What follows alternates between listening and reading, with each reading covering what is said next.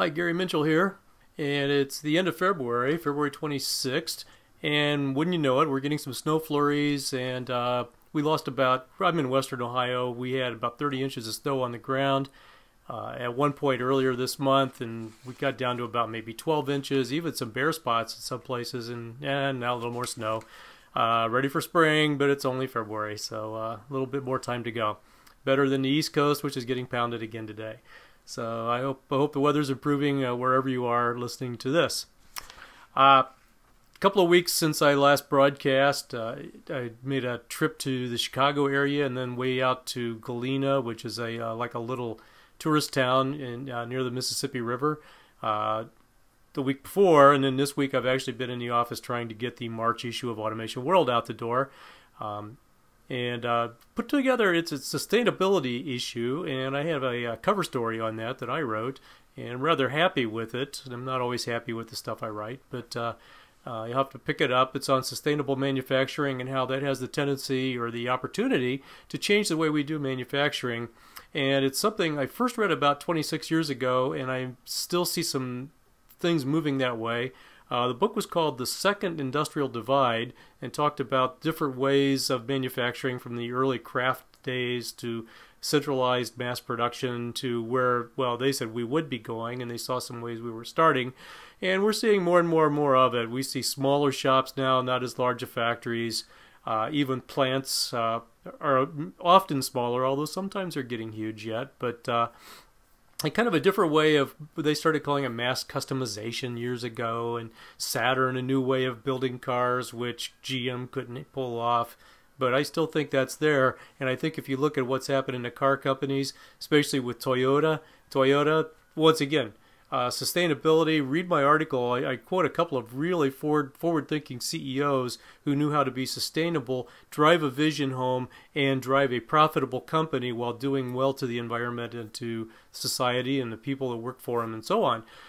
So strong leadership, strong visionary leadership. Toyota's third-generation CEO doesn't have it, evidently, because they're in all kinds of trouble, and it looks like they got caught up into the race of being the biggest instead of the best, and Toyota was always the best, and they're faltering, and I think they need to get back to the roots and get back to being the best. GM, I don't know if they were ever the best, but they were always trying to be the biggest, and hopefully they can get back to some roots and do that. I know Ford has gone back to trying to be good again. They were good quality, and then they really slipped when they were trying to, I don't know what they were trying to do. So anyway, that's going on right now in manufacturing. One reason I was up in Chicago was to a press conference of the Packaging Machinery Manufacturers Institute, PMMI. They sponsor a trade show called Pack Expo.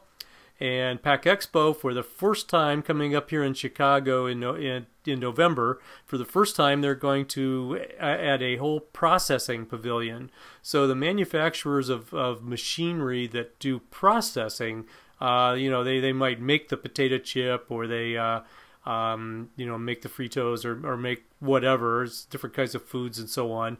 Those OEMs will be able to also exhibit in the Pack Expo. Some of the PMMI members, there's been some consolidation and buying up in that industry, so some people that have been making packaging machinery now also make processing equipment also. So here's an opportunity, a little bit of expansion into that, and there are a whole bunch of other pavilions, but when you total everything together, the new pavilion of 70,000 square feet and what they think will be an expansion in some of their other members could be 150,000 to 200,000 square feet of extra space at Pack Expo. Unfortunately, I don't think I'll be at Pack Expo because it's the same week as Automation Fair from Rockwell, and the way things usually work out, I'll wind up going there. So we'll see how it works when we get closer to the end of October, 1st of November. Now, I also had an opportunity to meet people at Bison Gear and in engineering, and meet their team and speak with their team and their advisory board. It was really interesting to learn about new markets for automation equipment and some new trends in what they were doing, and it was a really interesting time. Two new conferences coming up. Well, they're not so new, but they're like reinstallments. Both MESA, the MES Association, and WBF, the association formerly known as World Batch Forum, skipped 2009, given the economic doldrums and things going on with their annual conferences. And for WBF, that's their big money maker. They really need to have their annual conference, which, by the way, is always very good. A lot of good papers by engineers talking about how they're implementing essentially standards like ISA 88 and 95 and some other things like that, so that they make their manufacturing operations work better. And MESA is the MES Association, and they had to skip theirs. Well, WBF had an ill-fated flirt with Automation Federation, something started by ISA, and which has kind of changed, and now they're back off on their own and putting together what looks to be a very good session. It'll be at the University of Texas in Austin, thanks to Dr. Edgar there, who is helping them with a location and a venue. And so WBF is getting back on its feet, and the conference looks very good. It's May 24th through 26th. It's in Austin. Go to WBF.org for more information.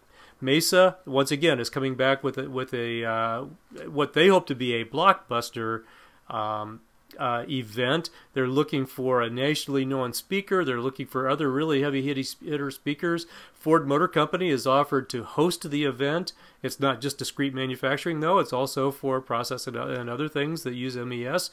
But once again, looking for some really heavy hitting conference sessions, and they're picking up on an idea I've been pushing for a long time, and I hope it works out, and it will if you show up and contribute, and that's an unconference area. The unconference is when, if you have a bunch of people that gather together, they're really passionate about things and really interested in things, and they all want to get together and discuss what they want to talk about rather than listening to somebody's PowerPoint presentation or whatever.